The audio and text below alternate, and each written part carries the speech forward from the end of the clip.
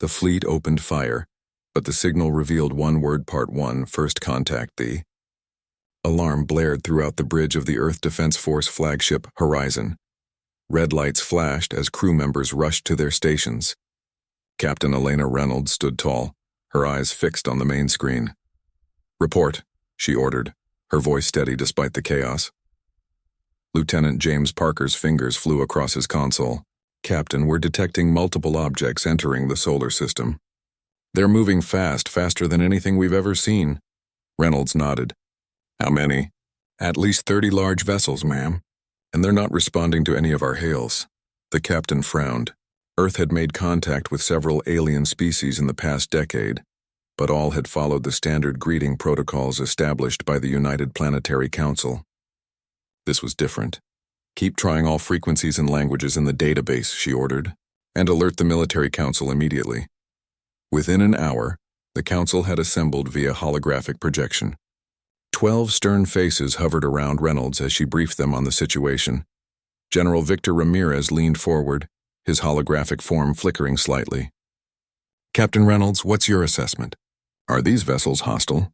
"Unknown, sir," Reynolds replied. "They haven't responded to any communication attempts. They're moving directly toward Earth at speeds that suggest highly advanced propulsion technology." "Then we should assume hostile intent," Admiral Thomas declared. "I recommend immediate deployment of the defense fleet with authorization to fire warning shots if they cross Mars orbit."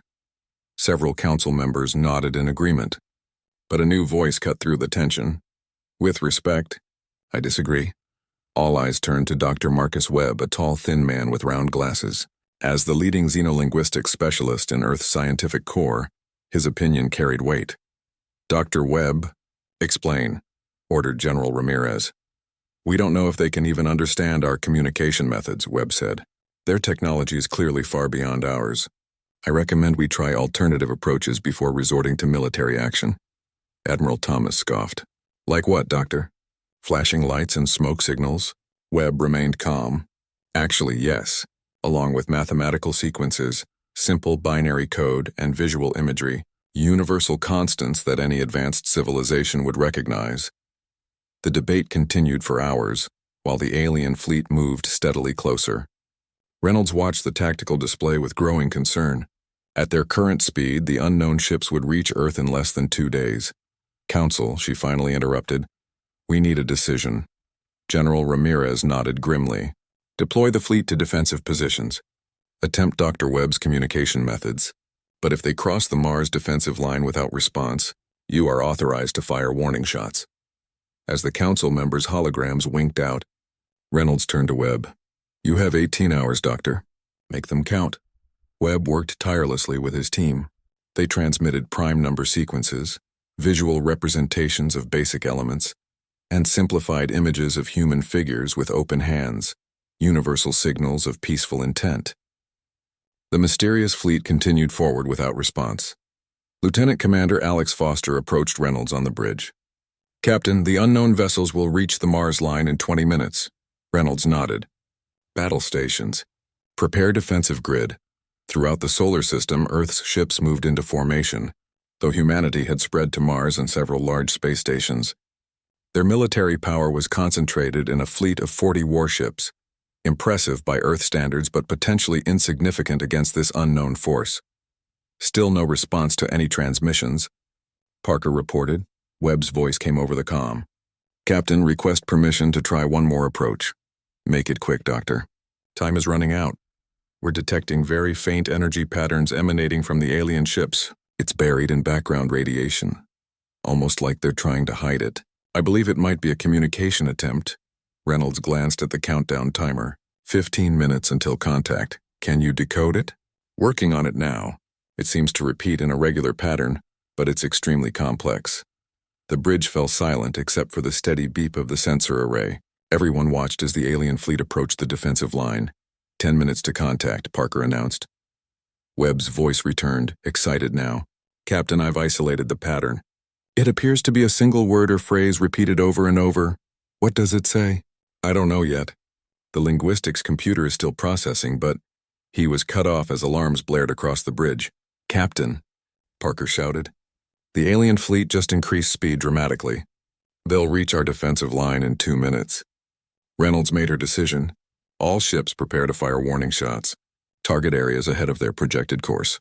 Wait. Webb's voice was desperate now. I'm close to decoding the message. 5, 4, 3.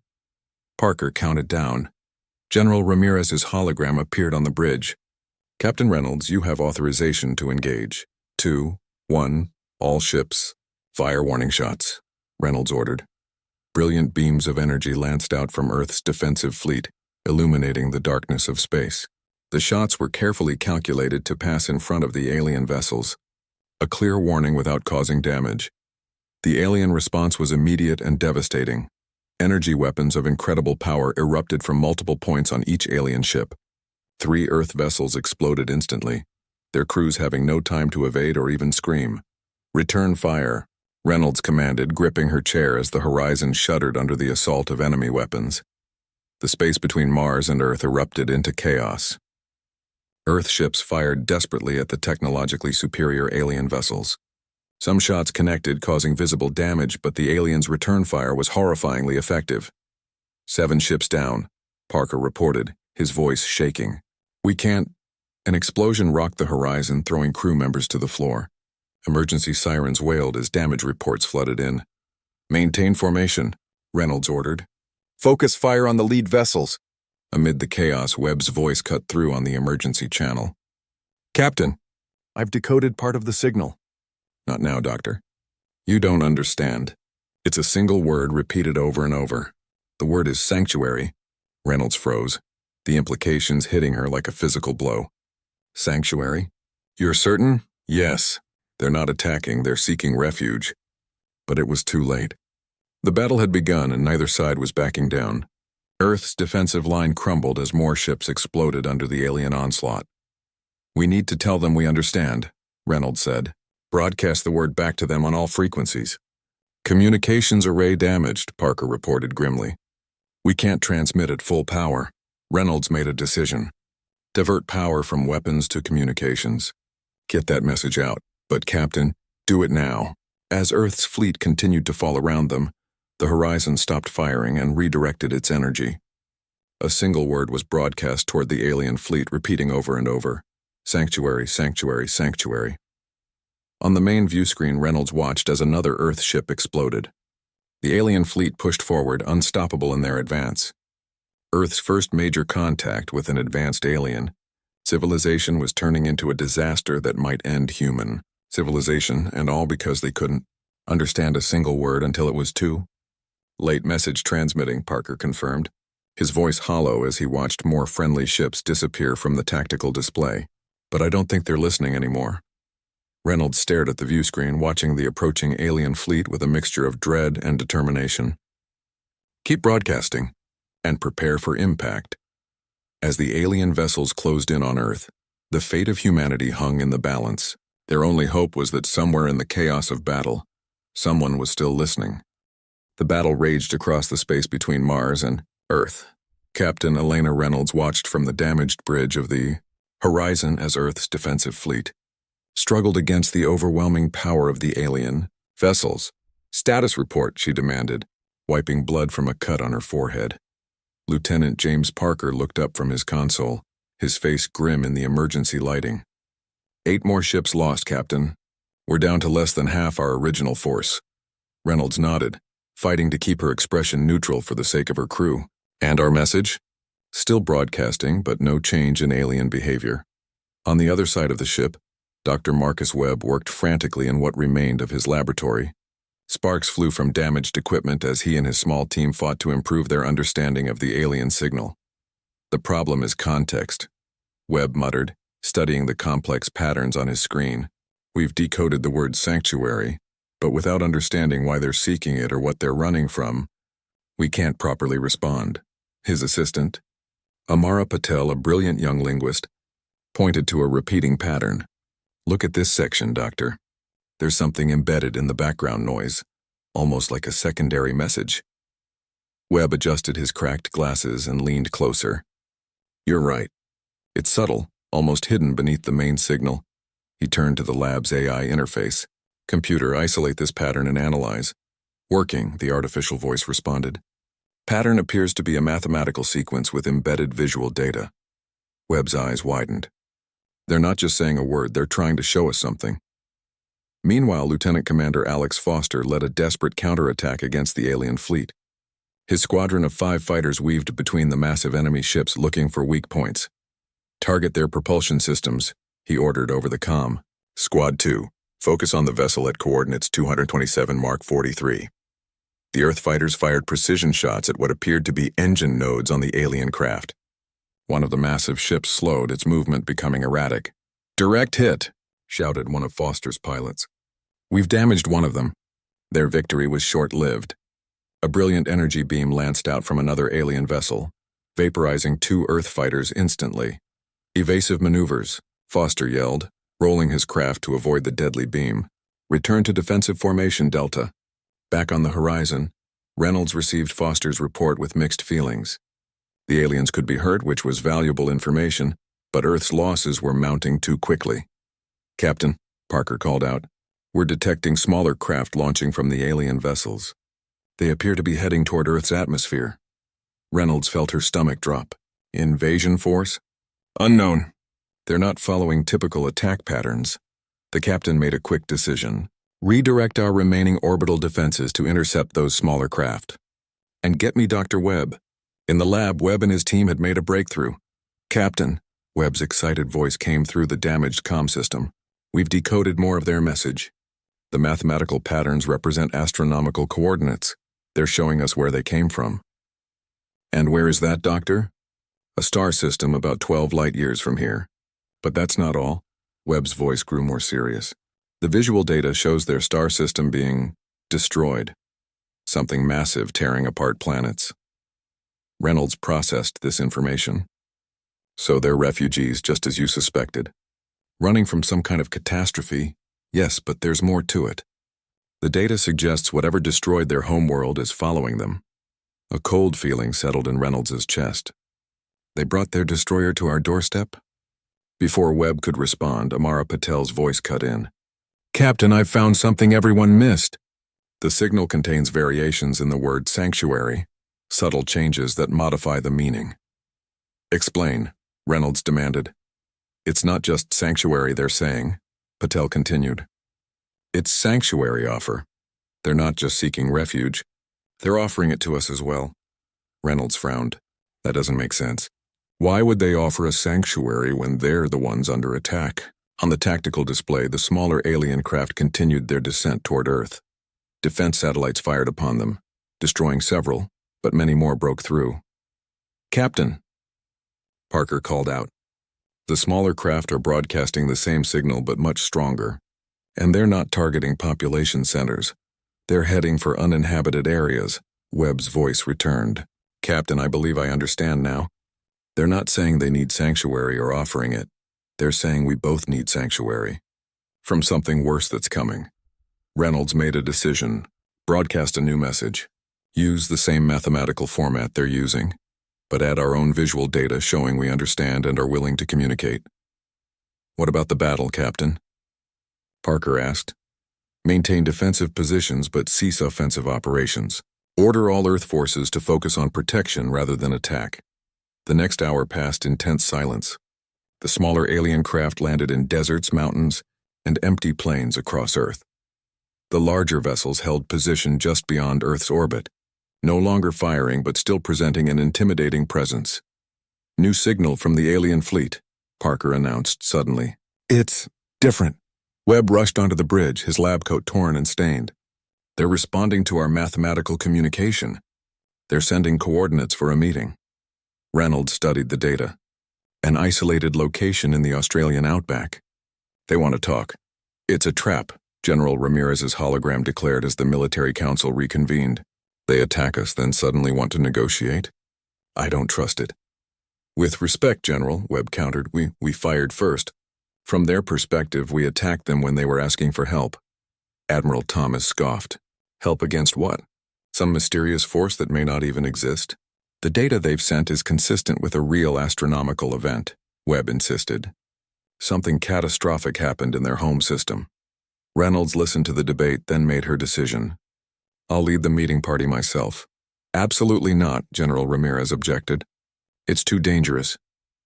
It's my responsibility, Reynolds replied firmly. Dr. Webb will accompany me to facilitate communication. Lieutenant Commander Foster will lead our security team. 6 hours later, Reynolds stood in the red dust of the Australian outback, watching as an alien craft descended from the sky. It was smaller than the main vessels, about the size of a passenger aircraft with a sleek, pearly surface that seemed to shift colors in the sunlight. Foster and his team stood at alert. Weapons ready but not aimed directly at the craft. Stay calm, Reynolds ordered. No threatening moves. The ship landed softly, barely disturbing the dust. A section of the hull seemed to dissolve, revealing an opening. From within emerged 3 figures. They were tall and slender, with 4 limbs and a general body structure not entirely unlike humans. But their skin was a pale blue, almost translucent, revealing complex circulatory systems beneath. Their heads were elongated, with large, deep-set eyes that reflected light like polished opals. Webb stepped forward cautiously, holding up a tablet displaying the mathematical communication they had established. One of the aliens raised a slender hand in what might have been a greeting. Then, to everyone's shock, it spoke in halting mechanical English. "We learn your words fast from your broadcasts." Reynolds found her voice. "We welcome you to Earth. We understand you're seeking sanctuary." The alien's large eyes blinked slowly. "Yes, sanctuary for us. For you, from the Devourers." "The Devourers?" Webb asked. The alien turned, pointing to the sky. "They come. Always come. Eat stars. Eat worlds. We run many cycles. They follow." Foster shifted uncomfortably. "Are you saying these Devourers followed you to our solar system?" The alien's head tilted in what might have been affirmation. "Soon here. Very soon." Reynolds felt a chill despite the desert heat. "How do we know this is true?"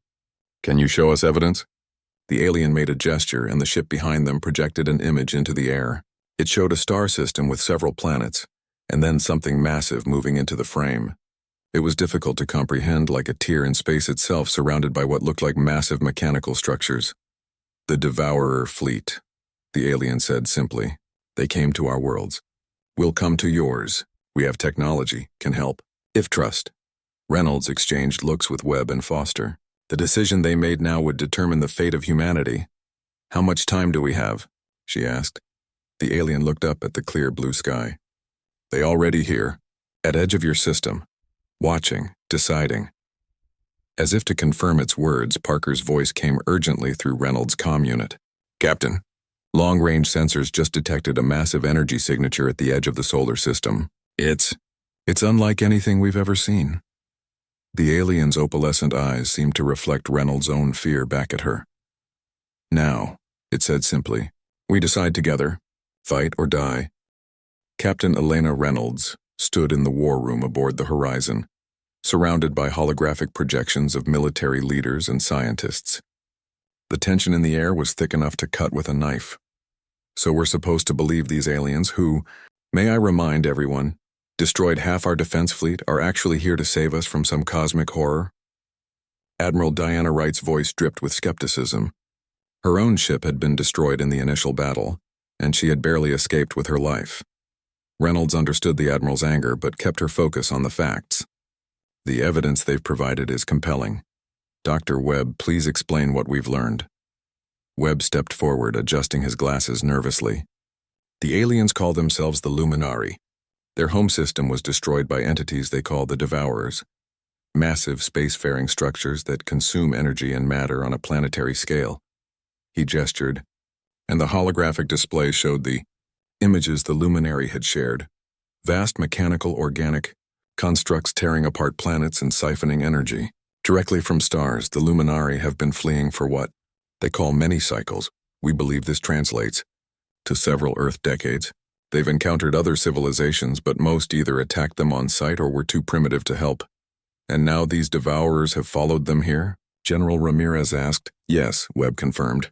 "Our long-range sensors confirm an enormous energy signature at the edge of our solar system. It matches the patterns the Luminari have described." Diplomatic Officer Nikolai Volkov, a stocky man with a carefully trimmed beard, spoke up. The Luminary ambassador, who calls himself Thelian, has requested immediate cooperation. They believe their technology combined with ours might stand a chance against the Devourers. Admiral Wright scoffed. And we're just supposed to trust them? After they killed thousands of our people? They say that was a misunderstanding, Reynolds replied, though she shared some of Wright's doubt. They thought our warning shots were an attack. Remember, they've been hunted across the galaxy. Their first instinct was to defend themselves. The debate continued for hours, but in the end, necessity made the decision for them. Earth alone had no defense against the threat the sensors were detecting. The Luminari, despite the disastrous first contact, offered at least some hope. A temporary alliance was formed. The Luminary fleet moved into Earth orbit, and teams of human scientists and engineers were shuttled to their vessels to begin collaboration. Lieutenant Commander Alex Foster led a small team aboard one of the damaged Luminary ships. His mission was officially diplomatic, but Reynolds had given him another task: learn as much as possible about these aliens and their capabilities. Stay alert, Foster told his team as they floated through the ship's strange corridors. Friendly or not, we need to keep our eyes open. The interior of the Luminary vessel was unlike anything Foster had seen. The walls seemed almost alive, pulsing with soft blue light that followed their movements. The artificial gravity was lighter than Earth standard, giving each step a slight bounce. Their guide was a Luminari named Alara, who spoke broken English through what appeared to be a translation device. This way, Engineering Center, Alara said, leading them deeper into the ship. What they found there shocked the human team into silence. The engineering bay was filled with Luminari, but these aliens looked nothing like the healthy specimens they'd met during the diplomatic meetings. These beings were thin to the point of emaciation, their translucent skin revealing weakened internal systems. Many were connected to machinery that seemed to be sustaining their lives. What happened to them? Foster asked, unable to hide his horror. Alara's large eyes blinked slowly. Long journey. Little food. Little energy. Many ships. Power failing. Many Luminari dying. Foster looked around with new understanding. You're not just refugees, you're desperate survivors. Yes, Alara confirmed. Last of our kind. Devourers take all others. One of the engineers on Foster's team, Maria Rodriguez, pointed to a strange device at the center of the room. What is that? Power core, Alara explained. Almost empty now. Why ship's weak? Why we need help? Foster transmitted everything back to the horizon. Captain, you need to see this. These aliens aren't a threat, they're barely surviving. I think they really did come here seeking help. Back on Earth, Reynolds relayed this information to the military council. The revelation changed the tone of the discussions. Earth began sharing energy resources with the Luminary fleet, while the aliens offered insights into advanced propulsion and shielding technology. Dr. Webb worked closely with Thelian, the Luminary ambassador. Together they developed a communication system that allowed for deeper understanding between the species. Your language has concepts we never considered, Thelian told Webb one day as they worked. Especially your art, music, emotions. These are different for us. Webb was fascinated. How so? Luminari think linearly, logically, but humans. Thelian made a gesture with his four-fingered hand, spreading them wide. Humans think in all directions at once, chaotic, unpredictable. Webb smiled. We call that creativity. Yes, creativity. Thelian's eyes shimmered with what might have been admiration. This may be important. Their work was interrupted by an alert. The horizon's sensors had detected movement. The Devourer fleet was entering the solar system. Reynolds called an emergency meeting with the Luminari leaders and Earth's military. Command, they'll reach Jupiter's orbit in 6 hours, she announced grimly. We need a battle plan. Thelian projected an image of the Devourer ships. Up close, they were even more terrifying. Massive structures that seemed to exist partially in normal space and partially in some other dimension, surrounded by swarms of smaller craft. Devourers attack in 3 stages, Thelian explained. First, they send scouts to test defenses. Then they disable communication between defending forces. Finally, they open portals to draw energy directly from planets and stars. How do we stop them? Admiral Wright asked, her earlier skepticism replaced by grim determination. Direct attacks fail, Thelian said simply. Their shields absorb energy weapons, grow stronger. Physical weapons passed through their phase-shifted hulls. There has to be something, Reynolds insisted. Thelian hesitated.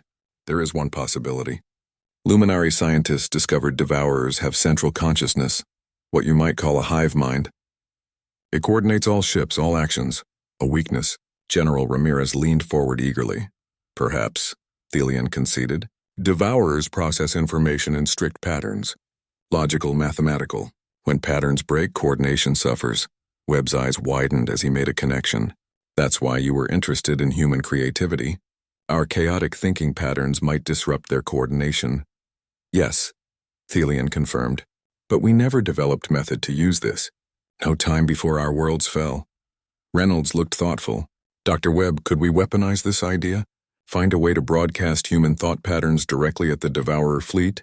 Theoretically, yes, Webb said slowly. The Luminary have technology that can amplify and project neural patterns. If we could combine that with our communication arrays. Do it, Reynolds ordered. That's our priority now. As Webb and a joint human Luminary team worked on the theoretical weapon, Foster led reconnaissance missions to gather more information about the approaching threat.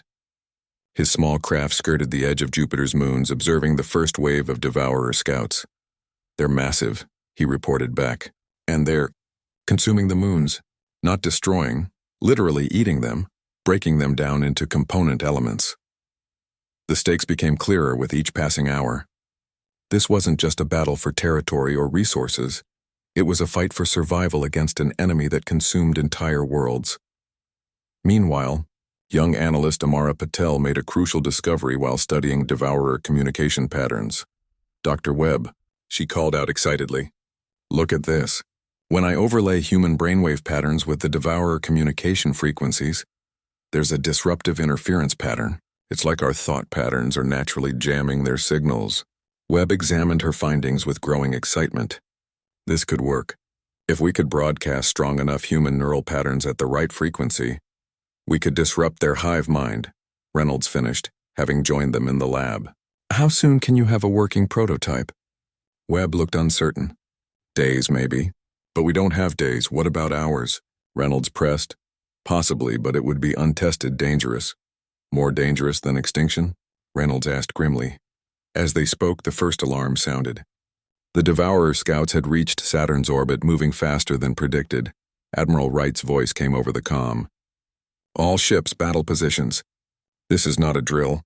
Earth's remaining defense fleet, bolstered by the Luminary vessels that were still capable of fighting, moved into formation. The final battle for humanity's survival was about to begin. Foster, returning from his reconnaissance mission, received new orders. Lieutenant Commander, we need you to lead a special operation, Reynolds told him. Dr. Webb has a prototype neural broadcaster. It needs to be delivered directly to the heart of the Devourer fleet. Foster understood immediately what that meant, a one-way mission. I'll need volunteers, he said simply. You'll have them, Reynolds promised. This may be our only chance. The combined fleet of Earth and Luminary ships hung in space between Mars and Jupiter, a fragile line of defense against the approaching Devourer armada.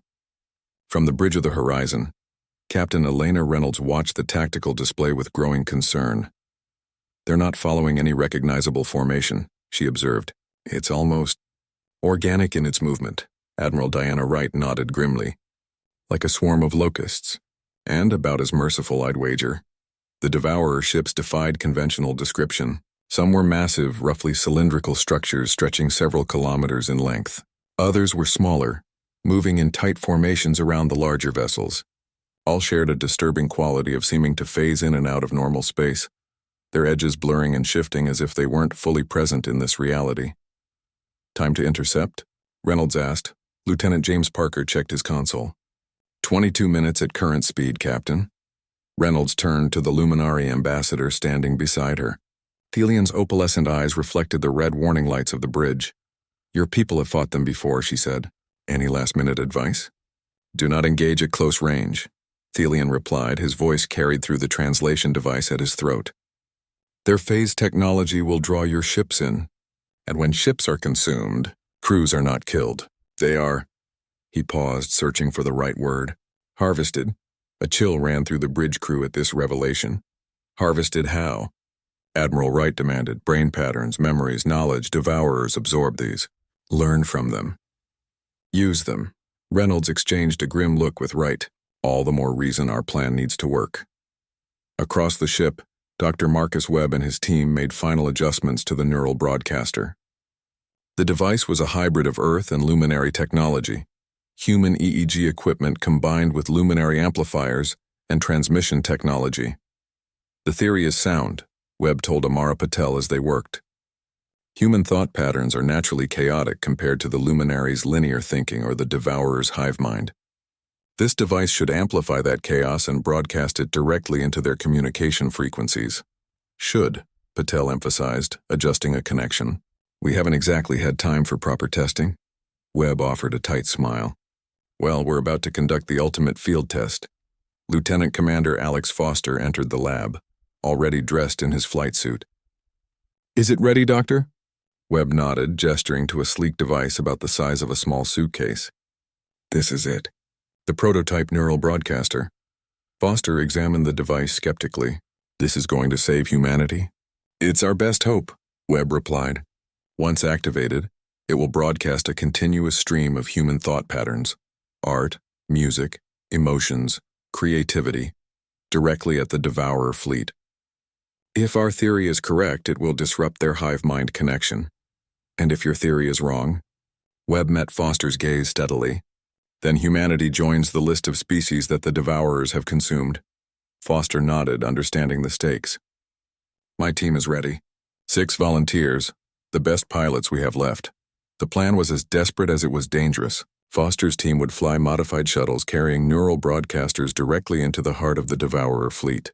Once there, they would activate the devices simultaneously, creating a disruption field that would, hopefully, disable the enemy's coordination.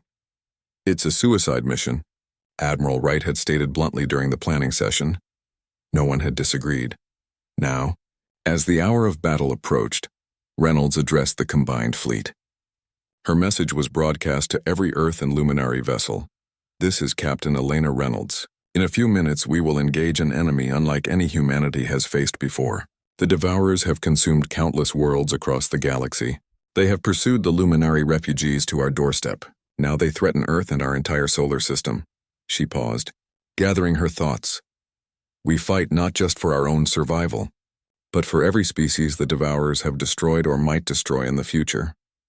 Earth and Luminari, once accidental enemies, now stand together as the last line of defense for this corner of the galaxy. On screens throughout the fleet, human and alien faces looked up, listening. Some of us will not survive this day, but if we succeed, our sacrifice will ensure that billions of others will live to see tomorrow. Earth will not fall while we still draw breath. Good luck and Godspeed. As Reynolds finished speaking, Parker's voice cut through the momentary silence. Captain! The Devourers are accelerating! Time to intercept now. 12 minutes. Launch all fighters, Reynolds ordered. Defensive Formation Alpha, and signal Lieutenant Commander Foster that Operation Chaos is a go. In the launch bay, Foster briefed his small team one final time. The 6 volunteers, 3 men and 3 women, stood in a tight circle, their expressions resolute. Once we launch, we maintain complete radio silence, Foster reminded them. The Devourers can detect and interpret our communications. We follow the planned approach vector, using Jupiter's moons for cover where possible and converge on the target coordinates simultaneously. He held up a small device. This is the activation trigger for the neural broadcaster. Once in position, press this button and get as far away as possible. The broadcast will attract Devourer attention immediately. One of the pilots, Sergeant Maria Rodriguez, asked the question they were all thinking. What's our extraction plan, sir? Foster met her eyes steadily. There isn't one, Sergeant. This is one way. Rodriguez nodded, her expression unchanged. They had all volunteered knowing the odds. For Earth, Foster said simply. For Earth, the team echoed. Minutes later, 6 small shuttles launched from the horizon, quickly disappearing against the backdrop of space as they engaged stealth systems. Their mission would take them behind enemy lines while the main fleet engaged the Devourers head-on. The battle began in eerie silence, as battles in space always do. The Devourer ships approached the defensive line, their strange phase-shifting hulls seeming to distort the very fabric of space around them. They're not slowing, Parker reported. All ships, open fire, Reynolds ordered. The combined fleet unleashed a barrage of energy weapons and missiles. Brilliant beams cut through space, impacting the leading Devourer vessels. Explosions blossomed against their hulls, momentarily illuminating their bizarre architecture. But the damage was minimal. As Thelian had warned, the Devourer shields seemed to absorb energy weapons, growing stronger with each hit. Physical projectiles passed through areas where the ships phased out of normal space, causing little harm. The Devourers returned fire, not with conventional weapons but with strange energy tendrils that reached out like living things, wrapping around the smaller Earth and Luminary vessels and literally pulling them in. Lincoln and Gagarin are gone, Parker reported, his voice shaking. Just gone, pulled inside the lead Devourer ship. Maintain formation, Admiral Wright commanded from her new flagship. Focus fire on their propulsion systems. The battle quickly descended into chaos. The Devourer ships moved with an uncanny coordination that allowed them to predict and counter every tactic the defenders employed. Earth ships exploded or were consumed one by one. The Luminary vessels fared slightly better, their more advanced technology allowing them to evade the worst of the attacks, but even they were gradually overwhelmed. Meanwhile, Foster and his team approached from below the ecliptic plane, using Jupiter's bulk to mask their approach. Their small shuttles, equipped with the best stealth technology Earth and the Luminary could provide, slipped through the outer edges of the Devourer fleet undetected. Target in visual range, Foster noted in his mission log, speaking softly though no one could hear him through the communication blackout, proceeding to insertion point. The target was the largest Devourer vessel, a massive structure at the center of their fleet that Thelian had identified as the likely command ship. It pulsed with strange energies, sections of it periodically fading from view as they shifted into some other dimension. Foster guided his shuttle toward a relatively stable section of the hull, where a strange protrusion offered some cover. The other shuttles converged from different angles, each targeting a different section of the massive vessel. Back at the main battle line, the situation grew desperate. Half of Earth's defensive fleet had been destroyed or consumed. The Luminary ships were down to a third of their original number. The Devourers pressed forward relentlessly, now close enough to Earth that their massive forms were visible as dark shapes against the blue planet. "We can't hold them," Admiral Wright admitted, her voice tight with controlled fear. "Captain Reynolds, we need to consider evacuation protocols." Reynolds watched the tactical display grimly. Earth had colony bases on Mars and several large space stations throughout the system, but they couldn't possibly evacuate more than a tiny fraction of Earth's population. "No," she replied firmly. "We hold position. Lieutenant Commander Foster's team should be in place by now. We just need to give them a few more minutes." As if in response to her words, a new alarm sounded. "Captain," Parker called out, "the Devourers are deploying some kind of energy web around Earth. Our communications with the surface are being cut off." Thelian stepped forward, his normally calm demeanor showing signs of distress. "They begin final phase. Energy web will allow them to extract planetary core energy. When complete, your world..." The days following the battle were a blur of frantic activity. Earth's governments, finally understanding the true scale of the threat, allocated all available resources to defense preparations. The Luminari shared their technology freely, helping to upgrade Earth's remaining ships with better shields and weapons. But Captain Elena Reynolds knew it wouldn't be enough. She stood in what had once been Dr. Webb's laboratory aboard the Horizon, now converted into a joint human Luminari research center. Engineers and scientists from both species worked side by side, united by the desperate need to find a solution before the Devourers returned. "The neural broadcasters bought us time," Webb explained, pointing to the data on his screen. "But as we saw, the Devourers can adapt. They sacrifice their command ship rather than allow the disruption to spread through their entire fleet. Which tells us they can be hurt," Reynolds noted. "They can be forced to retreat, temporarily," Webb cautioned, "and at enormous cost." Amara Patel approached with a tablet displaying new calculations. "Dr. Webb, Captain, I've been analyzing the data from the battle. The Devourers' adaptation wasn't just a defensive measure. They were learning from the exposure to human thought patterns." Reynolds frowned. "Learning how to block them out?" "Not exactly," Patel replied. "More like they were trying to understand them. The chaotic nature of human creativity was completely foreign to their hive mind structure. It was like introducing a new concept they had never encountered. Thelian, who had been listening quietly, stepped forward.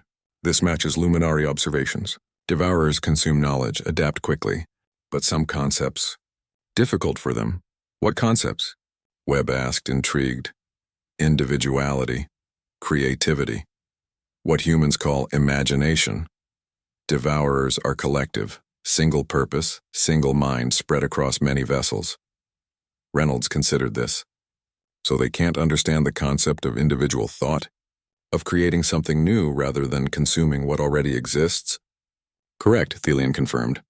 To devourers, all knowledge is collection, gathering what exists, creation of new ideas, foreign concept. A plan began to form in Reynolds' mind. Dr. Webb, what if instead of trying to disrupt their communications with our thought patterns, we deliberately feed them human creativity? Overload their ability to process it? Webb's eyes lit up. A kind of mental virus. But how would we deliver it? The neural broadcaster's range is limited, and we lost all 6 devices in the battle. We build more, Reynolds decided, but bigger. And we need volunteers, people willing to have their thought patterns recorded and broadcast. Who would you want to record? Patel asked. Not military strategists or scientists, Reynolds replied thoughtfully. Artists, musicians, children with active imaginations, dreamers, the most creative minds we can find. The plan took shape over the next 3 days. Earth's governments recruited volunteers from around the world. Painters, composers, poets, dancers, and children, known for their vivid imaginations. Their brain patterns were recorded using modified versions of the technology that had powered the original neural broadcasters. Meanwhile, Admiral Diana Wright oversaw the retrofitting of Earth's remaining warships. We can't match them for firepower or defense, she acknowledged during a strategy meeting. But we don't need to win through conventional means. We just need to get close enough to deliver our package. The package was a series of large neural transmitters, each containing thousands of recorded human thought patterns. The plan was to plant these devices throughout the Devourer fleet, creating a network of broadcasters that would flood their hive mind with human creativity. It's still a suicide mission, Wright pointed out bluntly. Getting close enough to plant these devices, Reynolds nodded grimly. I know. That's why I'm asking for volunteers only. To her surprise, every surviving pilot in the fleet volunteered. The loss of Earth's outer colonies and half the defense fleet had created a grim determination among the survivors. This was no longer just a battle for survival. It was a fight for revenge.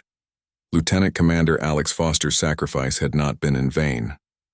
Analysis of the battle data showed that the neural broadcasters had indeed disrupted the Devourer coordination, forcing them to destroy their own command ship rather than risk the infection spreading. The key is to target multiple ships simultaneously, Webb explained during the final briefing, not just the command vessel. If we can disrupt enough of their fleet at once, the confusion should cascade through their entire network. Reynolds studied the tactical display showing the last known position of the Devourer fleet. They were regrouping near Neptune's orbit, their numbers still formidable despite the losses they had sustained. How much longer until they return? She asked Thelian. The Luminary ambassador's expression was difficult to read, but his voice carried a note of respect. Sooner than expected. Your attack damaged them more than we anticipated. They return cautiously now. Good, Reynolds said firmly. We'll be ready for them. The following day, long-range sensors detected movement. The Devourer fleet was on the move again, approaching from beyond Neptune's orbit. All ships, battle stations, Admiral Wright ordered. Operation Imagination is a go. 20 small, fast vessels, a mix of human and luminary design, launched from the defense fleet. Each carried 2 pilots and a neural transmitter. Their mission: penetrate the Devourer fleet and plant the devices at strategic points. From the bridge of the horizon, now serving as the command center for the combined fleet, Reynolds watched the small ships disappear into the darkness of space. May whatever gods exist watch over them, she whispered. The main fleet took up defensive positions around Earth once more. This time, however, they had a different strategy.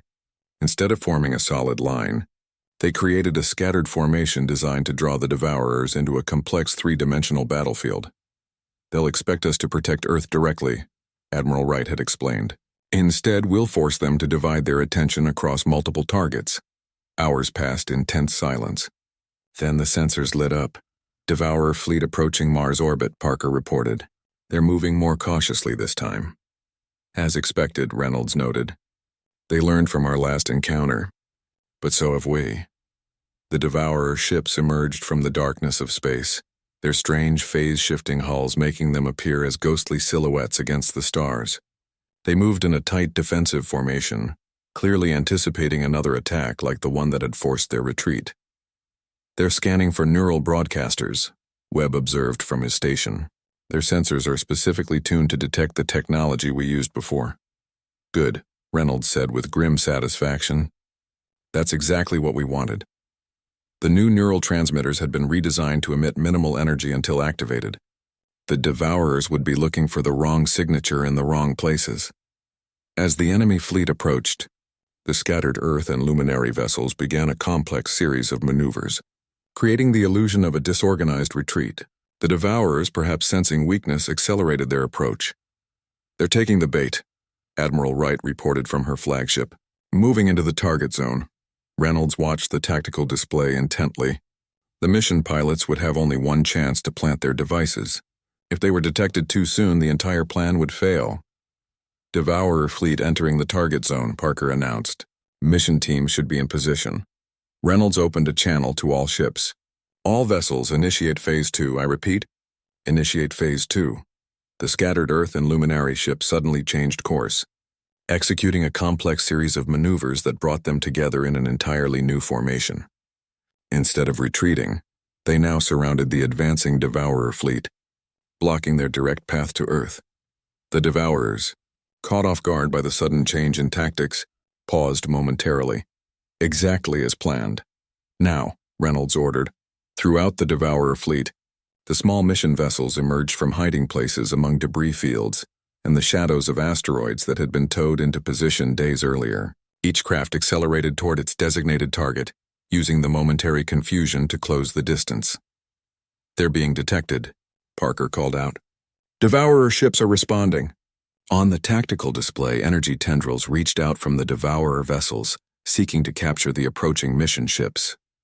Some were caught, pulled inexorably toward the phase-shifting hulls. Others managed to evade, continuing on their desperate course. Main fleet commence firing, Admiral Wright ordered. Draw their attention. The combined Earth Luminary fleet opened fire, their weapons targeting the Devourer's sensor arrays rather than their main hulls. The distraction worked. Many of the energy tendrils retracted as the Devourers shifted focus to the larger threat. They're delivering the packages, Parker reported, watching the small dots on his screen reach their targets. 16 confirmed attachments. Across the battlefield, the small mission ships attached themselves to Devourer vessels using magnetic clamps. The pilots had one final task: activate the neural transmitters, knowing it would draw immediate attention to their position. Transmitters activating, Webb announced, monitoring the signals. The broadcast has begun. The effect was immediate and dramatic.